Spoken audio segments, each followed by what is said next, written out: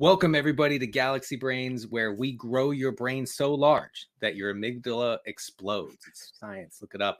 I'm Denny Carter. That is Patrick Doherty.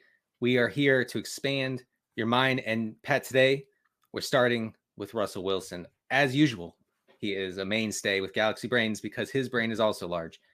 He told reporters, the largest in the NFL for sure. Not even maybe close. too large. Yeah, some are saying. Some are saying.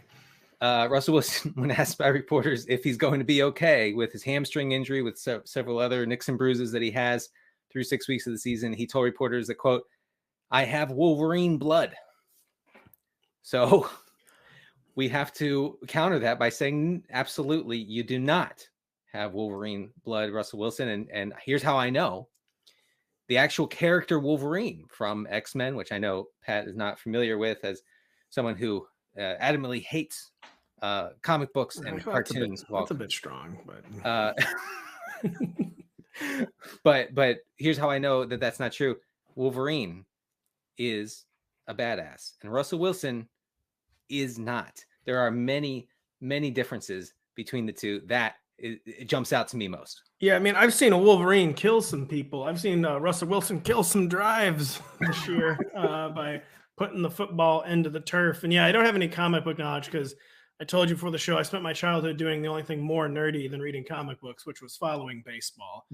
So my head is full of really, really useless superheroes. But I was trying to think of what kind of blood Russell Wilson might have coursing through his veins. And I settled on like Canadian comic blood, but the kind of Canadian comic who would appear on like a rated TVG show, like say the Canadian version of America's Funniest Home Videos, where he gets to make a one-liner about a guy falling off a ladder, but it's only like a 5-foot ladder. Right. Whereas, like the TV-14 American version, like they fall off like a 20-foot ladder and like break their spine or something. Russell Wilson wouldn't have that kind of comic blood. Absolutely not. But he'd be safe on a TVG Canadian show. But there is no Wolverine blood, so he's going to have to find another way to heal the hamstring ahead of week 7. I'm surprised he's gone away from his mainstay of nano bubbles. But that's only for the brain. It only works for the brain. And what this next thing doesn't work for anything. Denny, Tom Brady touched a third rail this week when he compared playing in the NFL to an overseas military deployment. In addition to being offensive to many NFL fans, Denny, this is just patently incorrect. Yes. Also, it's nothing like that at all. And just what would you compare being in the NFL to, if not an overseas military deployment to an active war zone? The first thing that comes to mind here is a Chipotle shift worker getting ready for the lunch rush, because I can't imagine a more pressure-packed, demanding situation that a human being can be in, besides the Chipotle thing and being in the NFL, being in an NFL game. Those two things to me are quite similar. In fact, I probably have to lean toward the Chipotle workers as the more pressurized group there. I think Brady could have gone with that instead of saying we are soldiers being deployed to war zones. Yeah, trying to get people through like a fast casual lunch line is like you have to make like the same split second decisions, last second adjustments you do, like trying to read a defense. And your life is not in danger either. And then, I guess to say your life's not in danger in the NFL, it might kind of be. Yeah, I mean, sometimes it is. And also, Chipotle workers, their lives might be in danger if people are climbing over the sneeze guard to point to the meat that they want. I want this one, Or just like absolutely freaking out that, there's not chicken in their bowl. And I was trying to think, I think it really being in the NFL is frankly, it's more like being an accountant, like, because it's like 4 or 5 months of really busy season. But it's like a tax season where for some reason Myles Garrett's just allowed to break you in two once or twice a year. And like other than that, it's kind of chill. It's really, really long hours, but it's only for like a one section of the year. Right. But yeah, it's not like being deployed to Kandahar or Fallujah, Denny. No, it's not. Correct. It's not quite like that. Another thing we're going to shift to here is Bill Belichick, another mainstay, of course, of Galaxy Brains. We can't stop talking about Bill Belichick. People behind the curtain when we're coming up for topics. We're basically like, did Bill Belichick say anything this week? And for a guy who famously never says anything, what he says is quite funny, unintentionally. Perhaps it's also, it could be, like you said before the show, could be a subtweet of the teams he's talking about. Also just could be him messing with the media. But this week, he told Patriots beat writer Dakota Randall that, and he's, by the way, spent 1,000 words and 7 minutes talking about how good the Chicago Bears are this season. You heard that right, folks. How good the Bears are. Here's a little bit of what he said.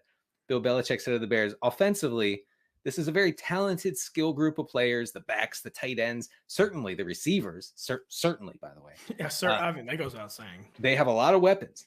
They have a lot of ways to make big plays and score a lot of points. We'll have to do a really good job of defending this group. We'll try to play a complementary game, offense, defense, special teams.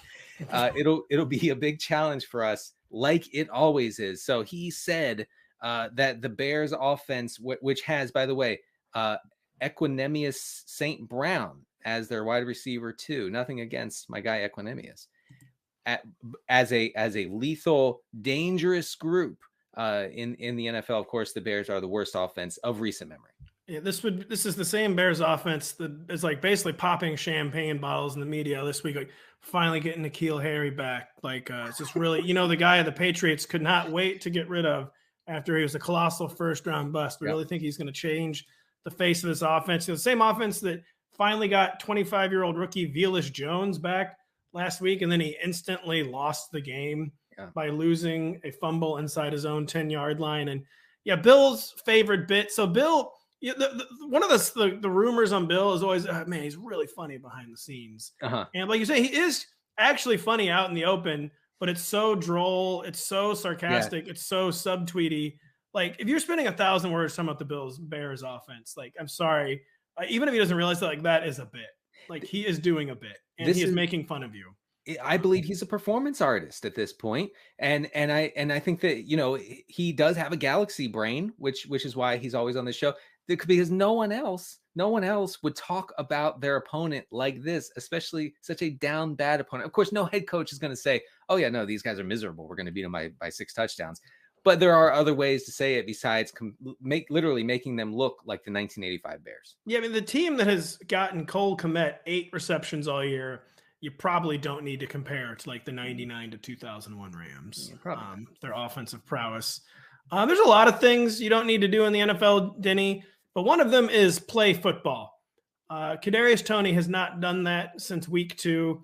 He has played only 22% of the Giants' offensive snaps since he was allegedly the number 20 overall pick of the 2021 NFL draft. I don't know if you've seen this. I've started putting forward some theories about things he may be more likely to do than ever actually play in another NFL game.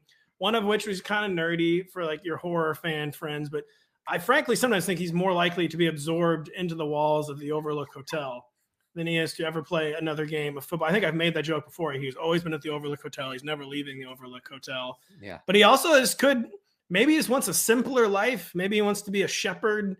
Maybe he wants to be a shaman. Yeah. Maybe he wants to be like a mystic of some sort. Maybe he wants to become a singer-songwriter who sings about all those things. Maybe he wants to be Van Morrison, Denny. And I think he wants to do anything other than play NFL football. I was wondering if you had anything to add. Well, he is a musician, he's a rapper, and maybe he's transitioning to that, because you know what you don't have to have in order to make music.